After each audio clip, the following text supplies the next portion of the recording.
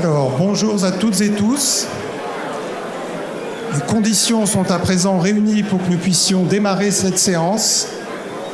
Donc, si vous voulez bien avoir la gentillesse de prendre place.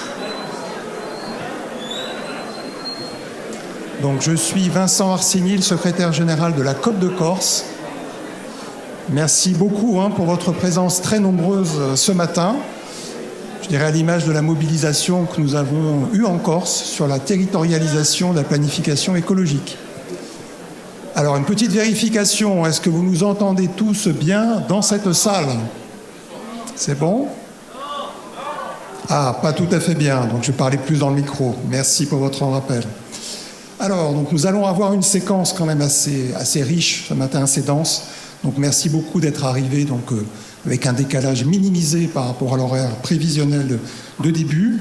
Donc, nous allons commencer par des éléments introductifs, bien entendu, des éléments de bilan sur l'année 2024. Donc, j'appelle monsieur le préfet de Corse à me rejoindre ici au pupitre pour sa propre introduction. Merci, monsieur le préfet.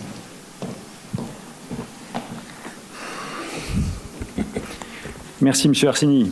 Monsieur le président du Conseil exécutif de Corse, monsieur le secrétaire général adjoint à la planification écologique, monsieur le préfet de Haute-Corse, mesdames et messieurs les maires, les présidents d'intercommunalités, mesdames et messieurs les conseillers exécutifs, les conseillers territoriaux, mesdames et messieurs les représentants d'organismes, présidents, directeurs, chefs de service, agents de très nombreuses structures, que ce soit du monde institutionnel, mais du monde économique, du monde social et associatif. Madame la présidente du Conseil économique, social et environnemental de la Corse, mesdames et messieurs, si vous permettez, pris en vos grades et qualités, bienvenue. Je suis très heureux de vous accueillir pour la première fois pour ce qui me concerne, mais pour la deuxième fois dans un format de COP de Corse, de COP territoriale de la Corse, un an après sa réunion de lancement, qui avait été un grand événement déjà, je le sais, le 15 mars 2024. Dans ce même palais des congrès, mon prédécesseur et monsieur le président Paolini, qui vous représentait, monsieur le président de l'exécutif, avaient donné le coup d'envoi des travaux de territorialisation de la planification écologique en Corse, avec à peu près 200 acteurs locaux, et je pense que nous battons à nouveau ce matin le record. Alors, ça n'est évidemment pas n'importe quel enjeu qui nous réunit, ça a une importance toute particulière, c'est placé, vous le savez, par... heureusement, d'ailleurs, le plus grand nombre d'habitants de notre planète maintenant. Il y a quelques contestataires devant la réalité des faits, mais comme un enjeu majeur, à la fois pour la survie de l'humanité, mais aussi pour l'habitabilité de la planète, la protection de la biodiversité, et en tout cas le monde dans lequel nous devons vivre, c'est placé comme une priorité absolue, et donc il n'est guère surprenant et même extrêmement rassurant qu'à l'échelle européenne, nationale, mais aussi ici en Corse, nous soyons mobilisés et nous continuons de le faire. Que veut-on dire quand on parle de territorialisation de la planification écologique? Eh bien, cette expression signifie que ce qui concerne le monde global nous concerne aussi au plus près dans nos habitudes de vie, dans nos pratiques, dans nos façons de faire société, de produire économiquement et aussi de respecter le vivant. Cette territorialisation, elle a été voulue par le président de la République en 2022 comme une des causes la plus importante du quinquennat, avec l'idée, l'intuition qui se confirme ici, bien sûr, qu'on ne peut rien faire de bien de loin si on n'agit pas de près et si on ne décline pas une vision européenne et nationale de façon adaptée, précise, co-construite par ceux qui habitent sur le territoire les enjeux locaux. Cette démarche de planification, ça sera redit par d'autres que moi et je ne veux pas être trop long, elle permet d'abord de comprendre la situation dans laquelle nous sommes, de mesurer secteur par secteur, énergie, transport, industrie, agriculture, alimentation, construction, gestion des déchets, gestion de l'eau et de l'ensemble de nos ressources, préservation bien sûr de notre biodiversité, de comprendre comment et à quel rythme nous pouvons atteindre les objectifs nationaux à l'horizon de 2030 en cohérence avec les objectifs européens et aussi avec une ambition mondiale. Cette démarche est très transparente. elle est participative et elle est aussi très opérationnelle. Elle place notre pays, la France, plutôt à l'avant-garde des nations qui essaient de faire face à la fois pour atténuer les effets du dérèglement climatique, mais aussi pour commencer à s'adapter, puisque, ça sera évoqué, mais un chiffre qui, il y a quelque temps, apparaissait encore de la science-fiction, l'idée que notre planète puisse atteindre plus 4 degrés, est maintenant considérée par les gens les plus sérieux comme une hypothèse probable, en tout cas qu'il faut envisager à la fin de notre siècle. Dès lors, dans le domaine de la réduction des gaz à effet de serre, notamment, où l'ambition de réduire de 55% en 2030 par rapport à l'année de départ 1990, c'est une ambition déjà considérable et il faut nous mobiliser tous ensemble pour le faire. Cette impulsion est pilotée au niveau national par le secrétaire général à la planification écologique. C'est son adjoint, le secrétaire général adjoint Frédéric Jobert, qui est là aujourd'hui. Je le remercie beaucoup de s'être rendu personnellement présent. Et puis, bien sûr, nous avons pris l'initiative en Corse de faire, comme toutes les régions métropolitaines et ultramarines, un travail de terrain, un travail local. Alors la notion de COP, de conférence des parties, est un peu ambitieuse, peut-être prétentieuse, mais elle met la barre là où il faut la mettre. Vous savez que c'est une référence au travail conduit dans le cadre de l'ONU, d'abord sur le dérèglement climatique et puis aujourd'hui aussi sur la biodiversité. Et à vrai dire, cette démarche, nous avons prouvé ensemble ici en Corse qu'elle avait du sens et que l'ambition était relevée par les acteurs. Il s'agit justement d'associer tous les acteurs dans leur diversité au processus, qu'il soit, et vous êtes le magnifique visage de cette diversité ce matin, des acteurs publics, je l'ai dit, des acteurs économiques, associatifs, des experts, des représentants du monde économique, et puis aussi, et je veux les saluer tout de suite, les jeunes. Alors, on avait tendance à dire, il y a quelques années, il faut travailler pour les générations futures. Et nous, adultes, nous avions un comportement peut-être, il faut le dire, pas très responsable, consistait à dire, attention, si on ne s'en occupe pas, ce sera difficile pour les générations futures. On a compris maintenant que les générations futures, c'est nous, que nous sommes déjà concernés en Corse, en France, en Europe, dans le monde, par ces dérèglements climatiques, qu'ils se produisent, qu'ils produisent des effets concrets, et qu'il ne s'agit pas de renvoyer la charge sur les générations futures, de s'occuper, de travailler à ça. C'est à nous maintenant de le faire. Mais de ce point de vue-là, le fait que toutes les parties prenantes soient mobilisées et le fait qu'avec l'appui du rectorat, que je remercie beaucoup, on ait pu aujourd'hui compter sur la présence d'élèves, me fait très chaud au cœur. Ce sont des élèves du secondaire qui sont déjà très engagés en faveur du développement durable au sein de leurs établissements. Je veux les saluer. Il y a un groupe d'ambassadeurs juniors, élèves en terminale au lycée du Finozelle, et puis un groupe d'éco-délégués du Collège Laetitia qui nous rejoindra un peu plus tard. Je voudrais vous demander de les applaudir.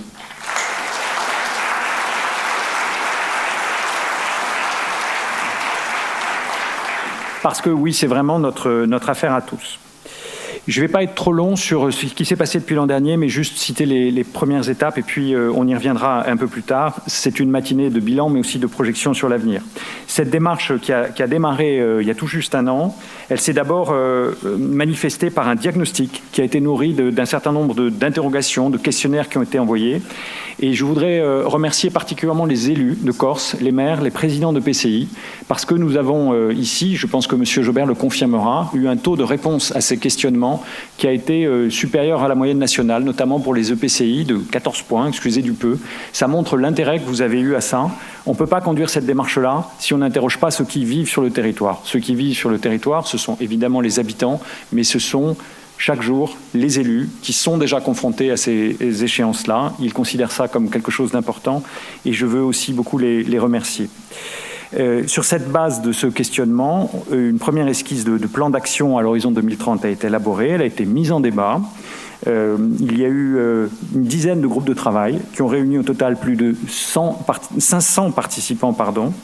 Et je veux remercier notre opérateur national de référence, c'est l'INRAE, qui a accueilli sur le site de San Giuliano 4 de ces 10 groupes, notamment pour aborder les volets agricoles et alimentaires de la démarche.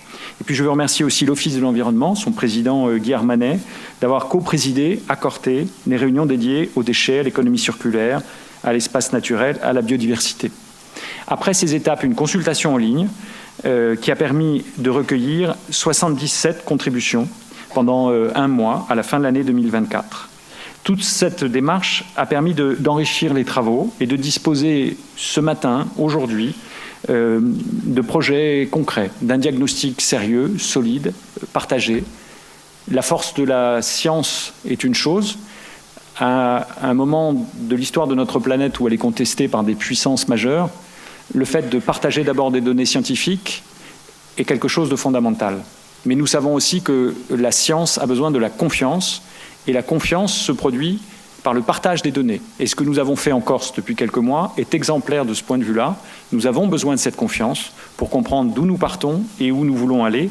Et c'est le travail qui a été rendu possible. Et puis, je disais tout à l'heure, opérationnel. D'ores et déjà, cette démarche a permis de recueillir 63 projets qui permettent demain de concrétiser cet objectif de la territorialisation de la planification écologique. Il y a eu des réunions d'approfondissement spécifique avec 180 participants sur des thèmes aussi importants que l'économie sociale et solidaire, le tourisme durable, la rénovation des copropriétés privées, des usagers de la nature. Ces propositions ont été prises en compte et puis des échanges sont ressortis 2 grands défis supplémentaires qui me semble s'imposer effectivement pour la Corse. Un premier dédié à la promotion du tourisme durable, ce sont vous, les acteurs qui avez fait remonter ce sujet-là. Et puis le second, consacré au renforcement de l'éducation, de la formation, de la sensibilisation. Voilà, au regard de ce que je viens de dire un peu longuement, vous voyez que cette première année de travaux a été dense, elle a été extrêmement riche, elle fait honneur à la Corse, elle fait honneur à ceux qui, considérant qu'on peut ensemble réfléchir et ensemble travailler, démontrent par l'exemple que c'est une réalité. Et pour terminer, je voudrais, c'est le fil rouge sans doute de notre matinée, des travaux à venir. Je retiens de l'esprit du travail de la dernière année, trois choses. D'abord, se doter d'une vision claire des axes de progrès, des objectifs que nous voulons partager, vers lesquels nous voulons aller. Ensuite, ne pas se payer de mots et entrer dans des projets concrets. On sait très bien qu'en théorie, on peut être tous d'accord, mais qu'ensuite, quand il s'agit de mettre en œuvre, par exemple, des protections sur des zones naturelles exceptionnelles, par exemple, de s'organiser pour que l'économie ne soit pas polluante, par exemple, s'organiser pour que l'agriculture, tellement importante en Corse, puisse continuer de fonctionner, de vivre et de nourrir les paysans dans un environnement climatique qui va se dégrader très fortement, mais il faut des projets concrets. Et puis, dernière dimension que je retiens, l'engagement de toutes les parties prenantes. Sans elles, sans vous, on n'y arrivait pas.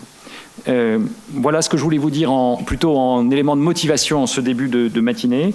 Je veux souhaiter d'excellents travaux à cette matinée de travail, puis souhaiter évidemment qu'elle ne soit qu'un rendez-vous désormais régulier, qui nous installe en confiance dans un travail collectif, parce que on pourrait se dire, sans être trop déprimant, que le plus facile est derrière nous. Le plus facile, nos aînés et nous l'avons fait. Pas forcément toujours bien, mais il ne faut pas se flageller non plus, en prenant en main notre destin. Le plus difficile, sans doute, est devant nous. Et au regard de ces enjeux, il va nous falloir démultiplier la stratégie de coopération, d'alliance intelligente, d'intelligence territoriale que vous avez démontrée dans la dernière année. Je vous remercie et je souhaite de bons travaux.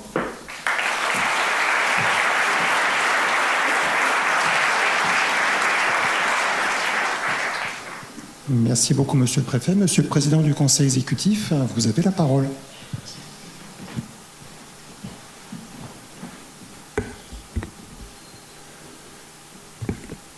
Donc, Monsieur le Préfet de Corse, Monsieur le Secrétaire général du SGPE, Mesdames et Messieurs les Présidentes et Présidents d'agences et offices de la collectivité de Corse, Madame la Présidente du CESEC, Monsieur le Président de l'Association des maires de Corse du Sud, Mesdames et Messieurs les maires et présidents d'EPCI, Monsieur le Préfet de Haute-Corse, Monsieur les sous-préfets, Monsieur le Président de la Chambre d'agriculture, j'ai vu tout à l'heure, Madame la Vice-présidente de la Chambre de commerce et d'industrie, Mesdames et Messieurs les élus, Mesdames et Messieurs les représentantes et représentants des différents institutions, organismes, monde économique, associatif, pris en vos grades et qualités, Mesdames et Messieurs, chers jeunes, nous avons compris que nous ne l'étions plus. Care voidute e voiduti, salute. C'est pour moi, Monsieur le Préfet, Mesdames et Messieurs, un grand plaisir et un grand honneur de pouvoir participer, co-présider, selon les termes de la circulaire du Premier ministre, la manifestation d'aujourd'hui. Quelques mots pour dire que, même si le formalisme est important, la qualité et le nombre de l'auditoire démontrent bien que nous sommes au cœur d'enjeux perçus désormais par toutes et par tous, ça n'a pas toujours été le cas, comme des enjeux prioritaires. Nous ne sommes pas aujourd'hui dans un exercice convenu de nature technocratique, même si la matière est quelquefois aride. Nous sommes en fait au cœur de problématiques qui conditionnent notre présent et notre avenir. Et mon premier mot sera pour saluer la démarche en son principe et remercier celles et ceux qui ont réussi, notamment lors de l'année passée, puisque vous l'avez dit, Monsieur le Préfet, notre rencontre d'aujourd'hui est à la fois point de rendez-vous pour tirer l'analyse du bilan de ce qui a été fait, mais également point d'étape pour se projeter dans ce qui nous reste à faire. Donc, d'abord, dire que l'année qui s'est écoulée a été une année fructueuse, riche en échanges, et je tiens à saluer l'implication notamment des diverses administrations, celle de l'État, bien sûr, celle de la collectivité de Corse, les agences et offices, et puis l'ensemble des partenaires. Donc, quelques mots d'abord pour dire en quoi cette démarche globale est nécessaire et indispensable en son principe, comme je l'espère en sa réussite, et puis ensuite peut-être dire quelques mots rapidement sur, même si nous participons d'un mouvement global, ce qui est peut-être plus spécifique en termes d'enjeux, aussi bien sur la méthode que sur le fond, ici en Corse. Alors d'abord, des mots généraux pour dire que vous ne l'avez pas fait, Monsieur le Préfet, et vous m'avez laissé le soin d'aborder ce point. Nous sommes en l'état d'une circulaire toute récente du Premier ministre, une circulaire qui a été adressée au préfet de région et au préfet de département, mais dont les présidents de région et donc le président de la collectivité de Corse, ici, ont été également destinataires pour information.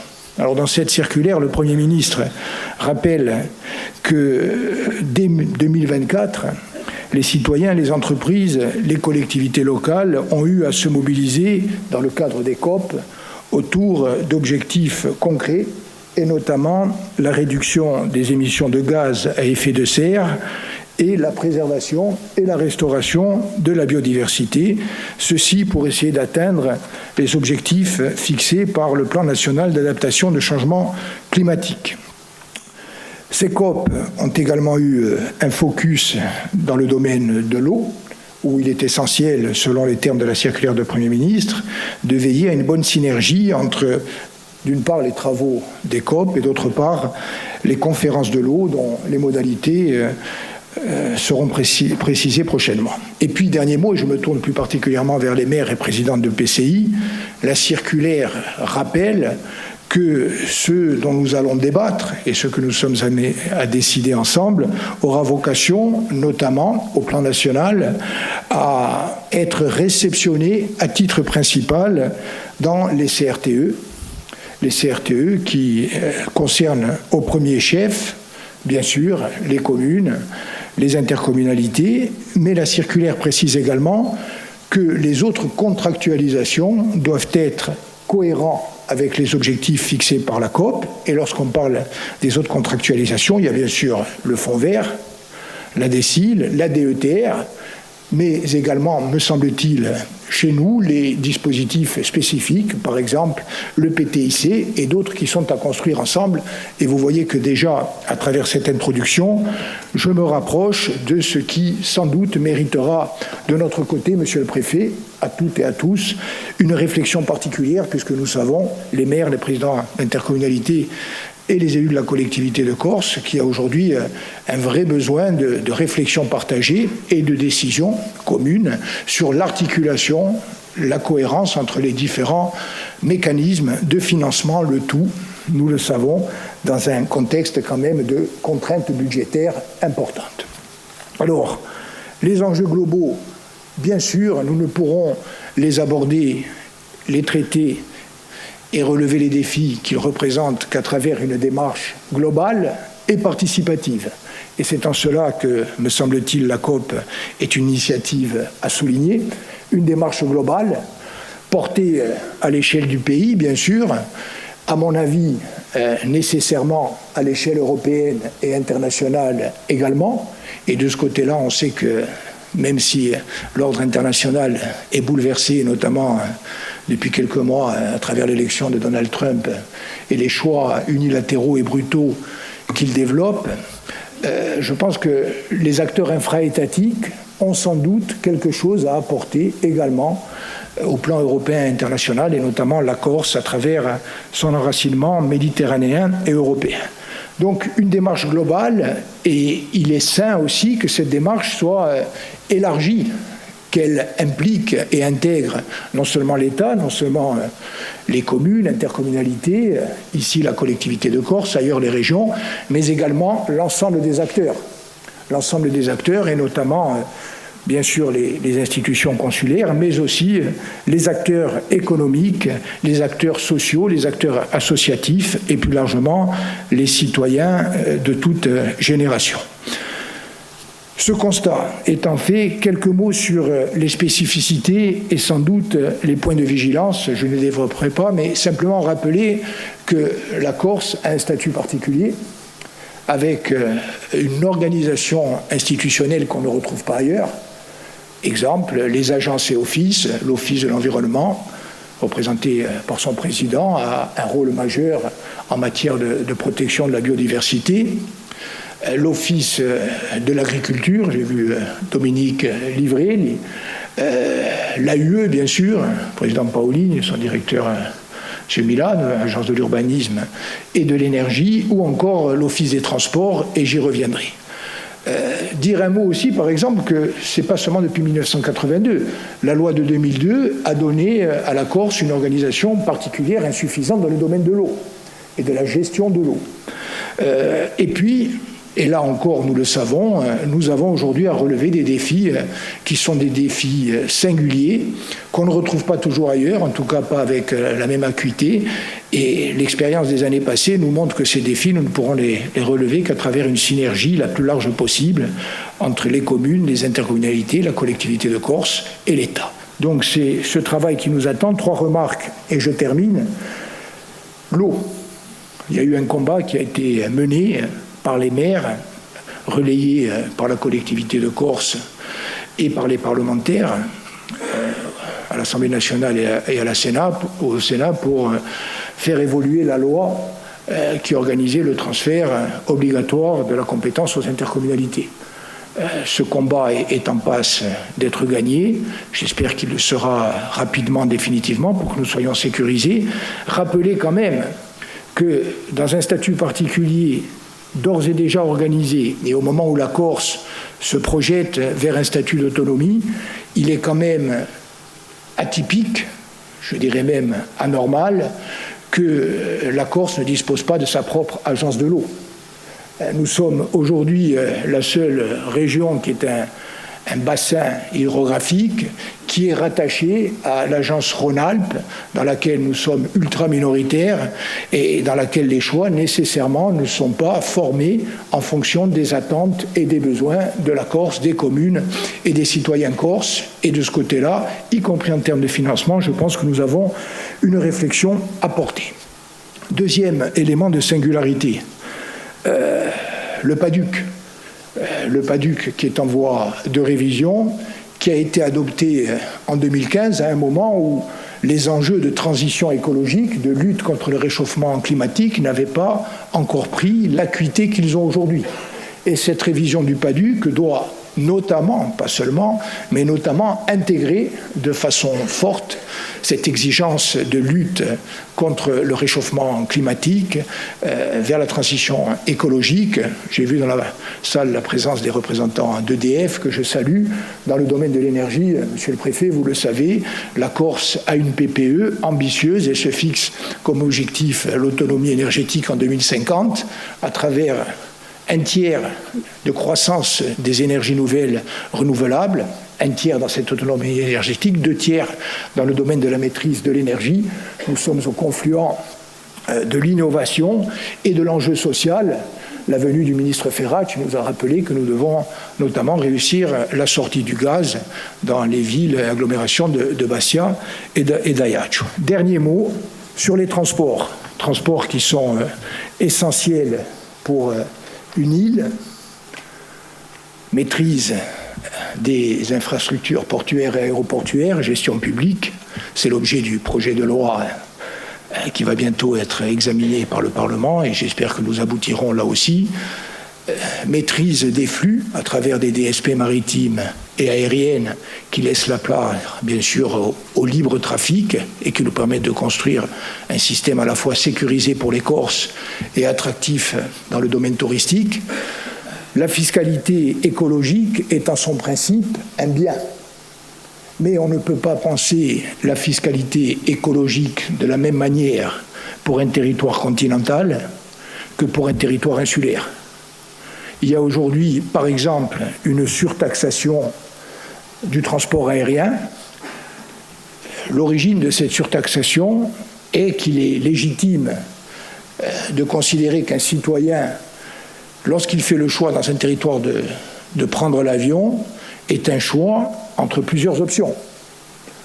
Le citoyen d'un territoire continental peut choisir soit de prendre l'avion, soit de prendre le train ou la voiture pour aller d'un point A à un point B. Et donc, s'il prend l'avion pour aller, par exemple, plus vite, il est normal qu'il y ait une part de surtaxation qui vient financer la transition écologique. Par contre, nous, insulaires,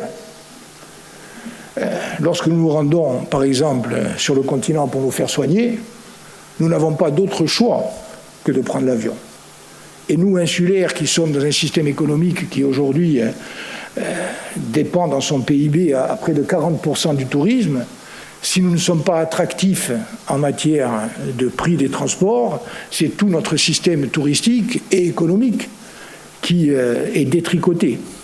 Et donc, si on applique aujourd'hui mécaniquement, sur la base d'un principe qui est vertueux, une fiscalité écologique qui n'intègre pas les contraintes de l'insularité, ça veut dire très clairement, sur le Bastia-Paris, dans 2 ans, on paiera 40 € en plus sur le billet, résident ou non résident.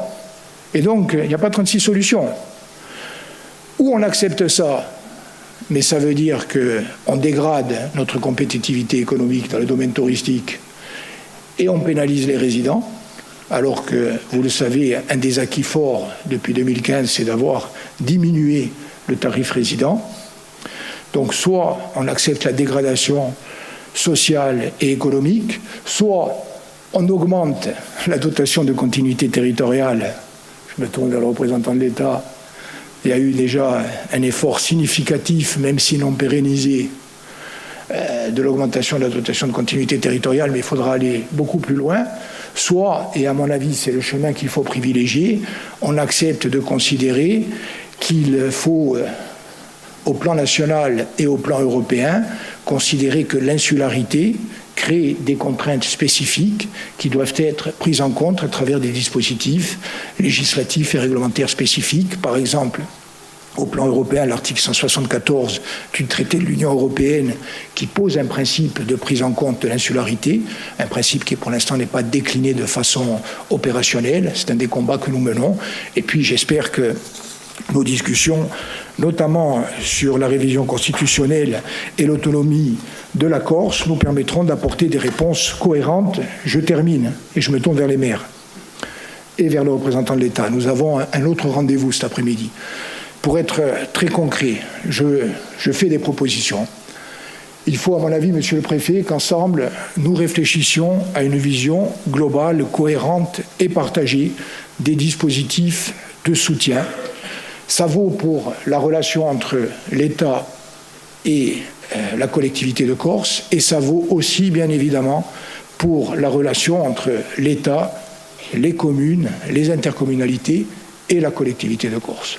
On ne peut pas continuer, à mon avis, à avoir des dispositifs qui s'ignorent, qui quelquefois se concurrencent et qui ne nous donnent pas de lisibilité, ni pour les bénéficiaires, ni pour les financeurs. Il faut que les maires, à l'échelle par exemple d'une mandature, les élections municipales vont arriver, puissent savoir sur les 6 ans à venir sur quels instruments financiers, sur quels dispositifs ils vont pouvoir s'appuyer. Je ne peux pas, moi, président de la collectivité de Corse, dans le contexte budgétaire que vous connaissez, découvrir a posteriori ce qu'est le principe et le montant des cofinancements que je vais être amené à apporter, par exemple dans le cas des CRTE. Autre exemple qui montre, et je vous en ai parlé ce matin, et je m'autorise à le dire parce que ça fait partie du débat public, en matière de transition écologique, on a aujourd'hui des règlements d'aide aux communes qui sont différents entre l'État, l'ADEME et la collectivité de Corse. Par exemple, sur la transition énergétique, la mise aux normes des bâtiments, eh bien, les degrés d'exigence pour accéder au financement ne sont pas les mêmes du côté de l'ADEME que du côté de la l'UE. Et donc on a des maires qui portent une opération vertueuse, j'en vois un ici avec qui on a parlé de ce problème, de requalification d'un bâtiment, qui sont aidés d'un côté, qui montent leur opération, par exemple, en fonction des exigences de l'État, et qui, lorsqu'ils se retournent vers l'AUE pour un financement complémentaire, ne peuvent pas accéder au financement parce qu'on a une autre demande en termes de respect des normes. Donc voilà, à mon avis, ça vaut pour le CRTE, bien sûr, et ça vaut de façon générale. Je termine, le PTIC nous a quelquefois, je ne dirais pas divisé, mais en tout cas nous a placés en situation de concurrence. Je me tourne vers le représentant de l'État, je me tourne vers les maires et les présidents d'intercommunalité. Je pense qu'il y a quelques opérations structurantes qui peuvent être sous maîtrise d'ouvrage de communes ou d'intercommunalités et que nous pouvons porter ensemble, y compris sur des études de financement opérationnel. Je pense par exemple à l'ORT de Corte. Je pense à l'opération d'entrée de ville d'Ajaccio, je pense à l'opération de la gare de Bastia, ou je pense par exemple à l'implantation d'un nouveau centre hospitalier de Tatone et Vercorté en centre-Corse. 4 exemples, mais il y en a certainement d'autres, y compris dans les territoires de l'intérieur et de montagne. Si nous faisons ça ensemble, à mon avis, nous envoyons un message très positif. Nous commençons à imaginer et à développer et déployer ensemble des dispositifs qui répondent aux attentes des élus et des citoyens. Et nous nous inscrivons parfaitement, Monsieur le Préfet, Mesdames et Messieurs, dans la philosophie et les objectifs de cette COP, dont je souhaite, comme nous toutes et tous, qu'elle réussisse.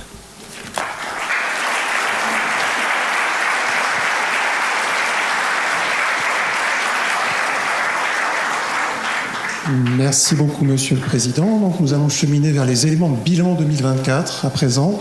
Donc, nous accueillons Frédéric Jobert, secrétaire général par intérim de la planification écologique à Paris, donc pour donner le point de vue national sur les travaux en Corse et ailleurs. Merci. Bonjour à tous, Monsieur le Président du Conseil, Monsieur le Préfet de Haute-Corse, bonjour à tous, Mesdames et Messieurs, représentants des partis, parce qu'après tout le P de COP c'est parti, et de ce beau collectif responsable, qui a travaillé pendant un an ce formidable travail et qui fait qu'on est tous réunis aujourd'hui. Alors j'ai la difficile tâche de passer après Monsieur Siméone. Je vais néanmoins résumer un petit peu les sentiments qui m'animent aujourd'hui et la fierté que j'ai à trouver cette grande salle pleine. J'excuse par ailleurs Madame Anne-Claire, préfète, qui devait représenter le SGPE, et je la remercie après tout d'avoir cet empêchement, parce que c'est un plaisir pour moi de découvrir votre magnifique pays et de participer encore une fois à cet événement et à cette salle pleine. C'est d'ailleurs, et je trouve ça assez illustratif, le deuxième temps fort de ma semaine. Pour vous dire les choses de manière très personnelle, j'étais lundi matin dans une salle de l'Élysée avec 15 ministres de la République, dont M. Ferrach, le Premier ministre, le Président de la République, pour faire un point d'étape pendant 2 heures de la planification écologique. Et pendant 2 heures, ce collectif, même que le vôtre, mais à un autre niveau, a débattu, discuté de l'importance de la transition écologique pour notre pays. Bien sûr, pour les enjeux qu'il porte en soi, on en a parlé, la réduction du gaz à effet de serre, la protection des générations futures, la restauration du vivant, mais aussi parce que la transition écologique, c'est une nécessité et c'est une utilité, c'est une opportunité pour l'ensemble de notre pays et l'ensemble de ses territoires. C'est une opportunité pour la robustesse, la résilience économique, pour construire de l'indépendance par rapport à nos dépendances énergétiques, pour protéger la qualité de vie des Français et des Françaises, des Corses et des Corses, des Savoyards, des Bretons, des Normands. C'est l'occasion de protéger la santé de nous tous contre la pollution de l'air, la pollution de l'eau. Donc la transition écologique, c'est pas un choix naïf d'une nation qui serait à contre-courant d'une autre idéologie qui est portée par d'autres pays, mais c'est bien un choix assumé, raisonné, pragmatique, utile et dans l'intérêt de nos générations et des générations futures. Et puis le deuxième temps fort de ma semaine, c'est aujourd'hui, de voir tout ce collectif, privés, publics, entreprises, ONG, représentants d'agences, d'opérateurs de l'État, des collectivités locales, jeunes, moins jeunes, dont je peux être, qui vous êtes mobilisés pendant un an, en plus de vos fonctions habituelles, pour trouver des chemins, des nouvelles coopérations, construire ensemble ce diagnostic et poser cette feuille de route. Et je dois dire, ça a été dit, mais je le redis, que le territoire de Corse a été, je dirais, particulièrement exemplaire dans le déroulé de cette COP sur la production d'intelligence collective pour construire cette feuille de route et mettre en œuvre collectivement le projet de planification écologique. Pourquoi je vous parle de ces deux temps forts ? Parce que je trouve que c'est très illustratif de la méthode ou de ce que la planification écologique doit apporter. Elle ne fonctionne que si elle ne marche sur ses deux jambes. La première jambe, c'est bien sûr quand même la responsabilité de l'État, qui doit assumer sa responsabilité pour mettre les moyens nécessaires là où ils sont, là où on en a besoin, pour construire des politiques publiques cohérentes, et Dieu sait s'il y a du travail, pour assurer le suivi de ces politiques publiques et vérifier qu'elles sont efficaces et qu'elles portent des moyens, des résultats jusqu'en nos territoires, et pour porter enfin l'intérêt de ces mêmes territoires auprès des autorités européennes ou des autorités de l'État. Donc la première jambe de la planification écologique, c'est bien sûr la responsabilité de l'État, et c'est ce qui aussi nous occupe, nous, à GPE, dans les couloirs sombres de Matignon et des réunions interministérielles. Mais la deuxième jambe, et c'est sans doute la plus importante, parce que sans elle, rien n'aurait lieu, eh bien c'est vous.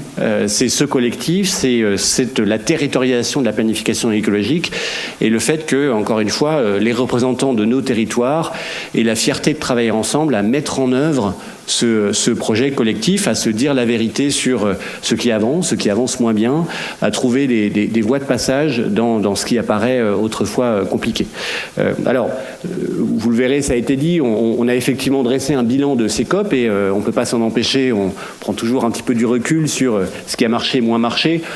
Globalement, la synthèse que l'on donne, on peut mettre la page d'après, c'est que le travail collectif de votre territoire, d'autres territoires, j'ai parlé de la Normandie, j'ai parlé de l'ensemble des régions de notre beau pays, ont permis, sur les 200 mégatonnes de CO2 qu'il s'agit de retirer de nos émissions d'ici à 2030, de sécuriser à peu près 40% de ces émissions. C'est-à-dire trouver des actions supplémentaires, des moyens nouveaux, des manières nouvelles de travailler, des manières nouvelles de travailler collectivement, des voies de passage, bref, des leviers qui bien sûr ne sont pas nouveaux, parce que personne n'a attendu la planification écologique pour se rendre compte de l'urgence de ces enjeux-là, mais de trouver d'autres moyens, une autre manière de travailler et de renforcer cette action-là. Et puis sur deux tiers qui ont été moins travaillés parce que des faits travaillés dans d'autres instances, je pense en particulier à l'énergie, et je salue là encore le travail de PPE et le travail d'EDF sur le territoire, et puis des leviers qui sont, reconnaissons-le, plus compliqués, plus difficiles à aborder et qui seront sans doute l'objet de discussions nouvelles au cours du volet 2, au cours de l'année 2 de la COP, nous en reparlerons. Voilà ce que je voulais vous dire. De nouveau, un grand merci et une grande fierté, voire une grande émotion pour moi d'être ici et de voir ce collectif-là qui représente encore une fois ce que la planification écologique doit apporter à notre pays et à nous tous, et comment elle doit marcher sur ses deux jambes. Merci à tous.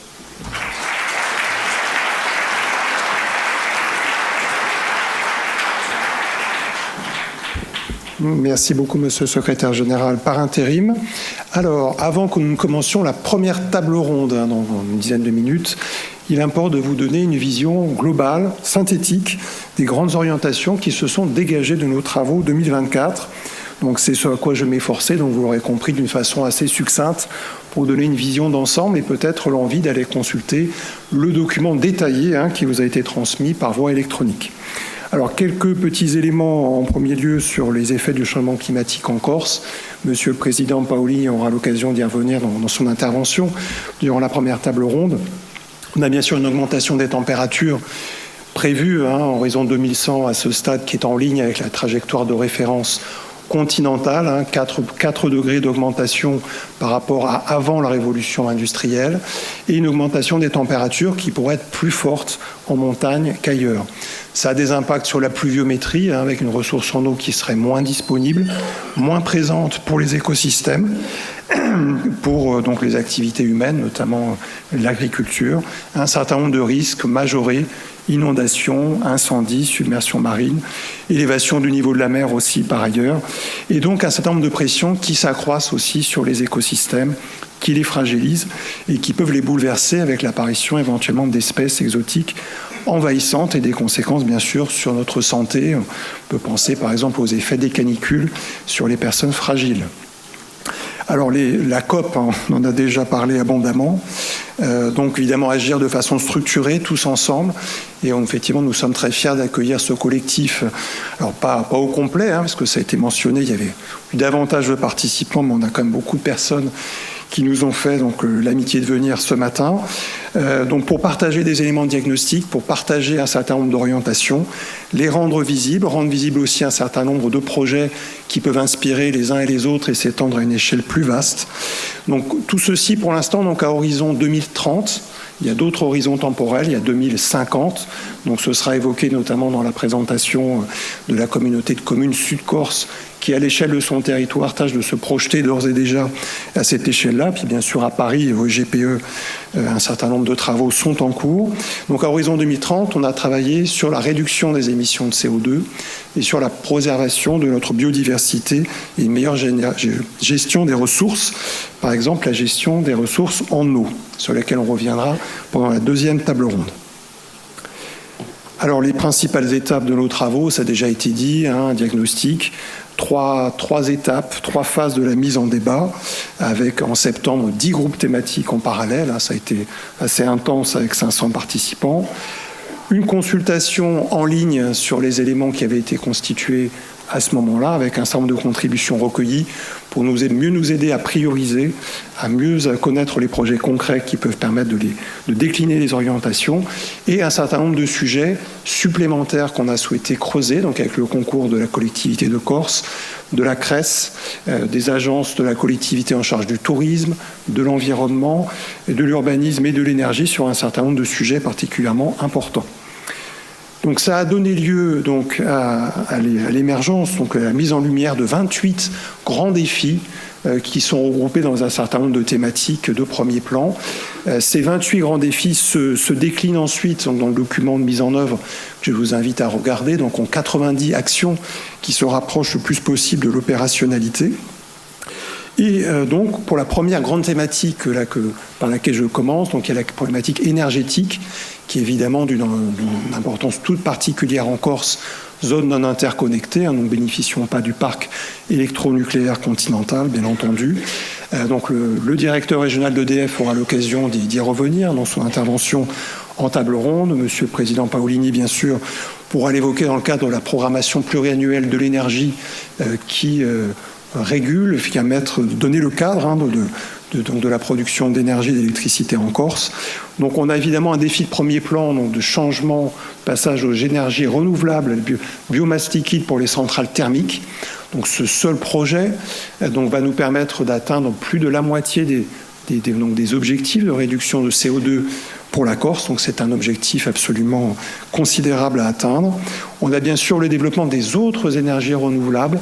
Le photovoltaïque, ça n'étonnera pas, même depuis Paris, évidemment, compte tenu de l'ensoleillement que nous avons ici en Corse, mais à concilier, évidemment, de manière équilibrée avec la préservation des espaces agricoles, naturels, la question de l'acceptation sociale, parce qu'il faut que la population, évidemment, aussi donne son assentiment, et puis, donc, la question du réseau électrique, qui doit pouvoir intégrer ces énergies intermittentes. Donc, c'est un volet particulièrement important, et donc là, dont les objectifs s'adossent à la programmation pluriannuelle de l'énergie. Donc c'est le cas également aussi des efforts qui sont faits pour rendre plus sobres énergétiquement les bâtiments.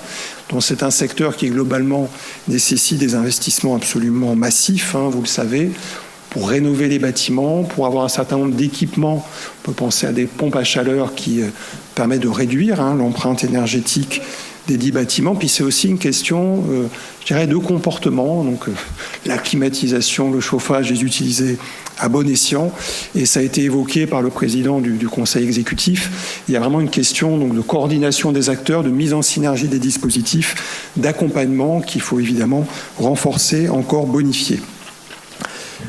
Donc un autre volet extrêmement important des travaux, c'est la question des transports. Alors pour qu'il n'y ait pas d'ambiguïté, je souligne que l'approche de l'année 2024, telle qu'elle s'est déclinée partout en France, ce sont les transports dits domestiques, c'est-à-dire les transports internes à la Corse. Donc voilà, c'est normal qu'on ne retrouve pas ici, donc ce qui concerne les cargos mixtes, les ferries ou les avions. Donc les grands enjeux qui ont été mis en exergue, c'est la question évidemment donc, de la proximité des services et des usages. Je dirais que le transport le plus sobre en carbone, c'est celui encore qui n'a pas lieu ou qui n'a lieu qu'à pied. Donc il y a un enjeu extrêmement fort donc, du fait du caractère très rural du territoire corse. Et il y a un enjeu très fort aussi de sortir du syndrome du monovoiturage. Qu'est-ce qui se cache derrière ça? C'est la voiture avec un seul occupant.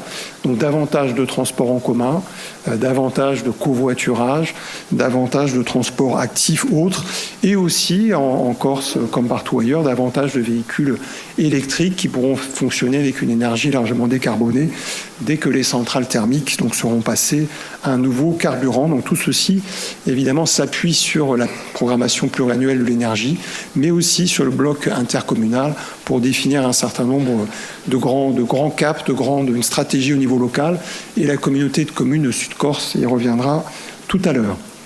Donc il y a la question bien sûr des ressources, des déchets, de la préservation de notre environnement. Donc nous avons ici des enjeux extrêmement forts en Corse qui font l'objet d'un cadrage avec un plan territorial de prévention et de gestion des déchets arrêté à l'Assemblée de Corse. Donc les objectifs là aussi sont alignés bien sûr sur ce plan. Réduction bien sûr des déchets d'une manière générale. Collecte, un maximum de valorisation et collecte des déchets, notamment en matière de biodéchets, mais tout type de déchets, par exemple les emballages, avec une volonté qui doit être forte de valoriser ici localement au maximum les déchets, pas les envoyer sur le continent, ce qui générait bien sûr un certain nombre d'émissions de CO2. Alors, on a également des enjeux en termes de production locale qui doivent être les plus sobres possibles en émissions de carbone. Alors l'enjeu est peut-être moindre qu'en Corse que dans d'autres territoires métropolitains, c'est certain, mais on a un certain nombre d'initiatives très vertueuses qui peuvent porter leurs fruits. Donc on aura une illustration avec la Corse Styrène, dont la directrice générale nous fait l'amitié aussi d'être présente ce matin pour témoigner.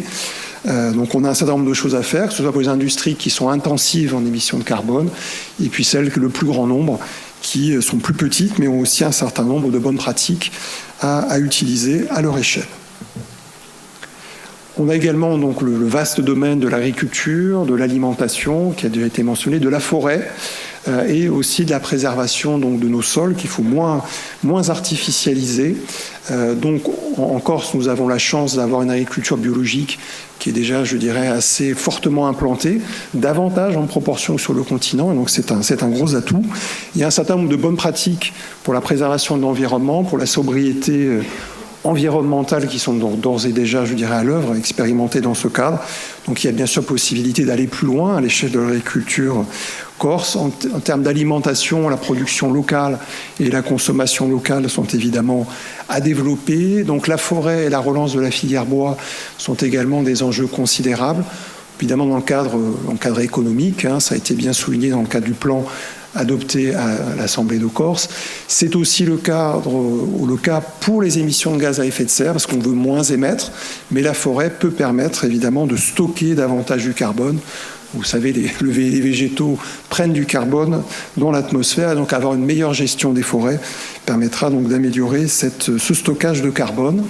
Et puis, donc, il y a la question de la sobriété foncière avec un objectif d'artificialisation des sols supplémentaire, donc nul, visé à horizon 2050. C'est un objectif qui va se décliner progressivement dans le PADUC, dans les documents d'urbanisme. Et donc, évidemment, c'est très important pour réduire nos émissions de gaz à effet de serre. On a également, donc je m'approche de la fin, rassurez-vous, la préservation des espaces naturels et de la biodiversité, parce qu'on a un patrimoine évidemment exceptionnel en Corse. Donc il y a la question donc, des aires protégées qui donc, ont vocation encore à généraliser un certain nombre de bonnes pratiques. Donc nous verrons l'exemple marquant dans l'intervention de l'Office de l'environnement dans la deuxième table ronde de la réserve nationale des Bouches de Bonifacio. Nous avons également des enjeux extrêmement forts de protection d'un certain nombre de milieux, d'espèces. Donc on peut penser aux herbiers de Posidonie, réservoirs formidables de biodiversité, mais aussi donc réservoirs formidables de carbone quand elles sont en bonne santé, donc ce sont des sortes de forêts marines. Et puis donc on a évidemment aussi un certain nombre d'habitats qui peuvent être dégradés, d'espèces qui peuvent être en danger. Donc beaucoup d'initiatives aussi à prendre dans cette matière. Donc la question de l'eau sera évidemment aussi, elle a déjà été évoquée, elle sera abordée à l'échelle d'une communauté de communes confrontée à des tensions particulières, donc la communauté de communes Cap Corse, donc dont l'un des élus témoignera donc tout à l'heure. Il y a des enjeux extrêmement forts donc de sobriété des usages, pour qu'évidemment l'eau ne soit pas gaspillée, particulièrement dans les périodes où les tensions sont fortes. Il y a la question des réseaux qu'il faut conforter pour réduire un certain nombre de fuites. Et il y a la question évidemment de l'optimisation du stockage de la ressource en eau au regard d'une vision, je dirais, claire des enjeux sur un sous-bassin versant, quelles sont les ressources, quels sont les usages agricoles, par exemple, les usages pour les populations, qu'elles soient donc d'origine touristique ou des résidents. Voilà, il y a tous ces sujets qu'il faut prendre en compte dans le cadre, effectivement, de projets territoriaux structurés de la gestion de l'eau qui sont à généraliser en Corse. Et il y a la question, évidemment, de la connaissance en temps réel des flux d'eau, et donc avec évidemment des dispositifs de comptage qu'il s'agit de généraliser aussi ici en Corse. Et ça a été indiqué par Monsieur le Préfet, donc j'irai plus vite. Donc évidemment, la question du tourisme durable a une importance particulière en Corse. Alors elle est liée à tout ce que nous venons déjà d'évoquer en termes d'énergie, de déchets, d'eau, d'alimentation, etc. Mais donc il y a un effort évidemment particulier de mise en valeur des initiatives vertueuses des professionnels de ce domaine. Donc l'Agence du tourisme de la Corse a une politique affirmée donc, dans ce domaine qu'il était important évidemment de relayer au meilleur niveau. Et puis il y a la question, donc ça a été aussi soulevé dans tous les débats de l'éducation. Donc on est très heureux d'avoir un certain nombre de jeunes parmi nous. L'éducation nationale, évidemment, s'engage pour aller encore plus loin, que ce soit dans les enseignements et dans les projets concrets qui sont déployés dans les établissements scolaires. Et puis, il y a la question de la sensibilisation de tout un chacun. Et puis, dernier sujet, mais non le moindre, dans les perspectives donc 2025, la question des emplois et des compétences. Les acteurs économiques le savent bien. Voilà, quand bien même on aura les financements, les meilleures intentions, il faut avoir les emplois et les compétences pour que les entreprises puissent également être au rendez-vous. Voilà, donc je ne serai pas plus long, rassurez-vous. Alors, vous avez sans doute un certain nombre de réactions. Donc, on vous propose, compte tenu donc, de la densité, je dirais, des interventions qui vont se succéder, de les réserver encore quelques minutes, le temps que nous passions donc, à la première table ronde. Donc voilà, Monsieur le Préfet me fait signe que les interventions devront être assez rythmées à 5 minutes chacune. Donc j'appelle à nous rejoindre en tribune donc, un certain nombre d'intervenants. Donc,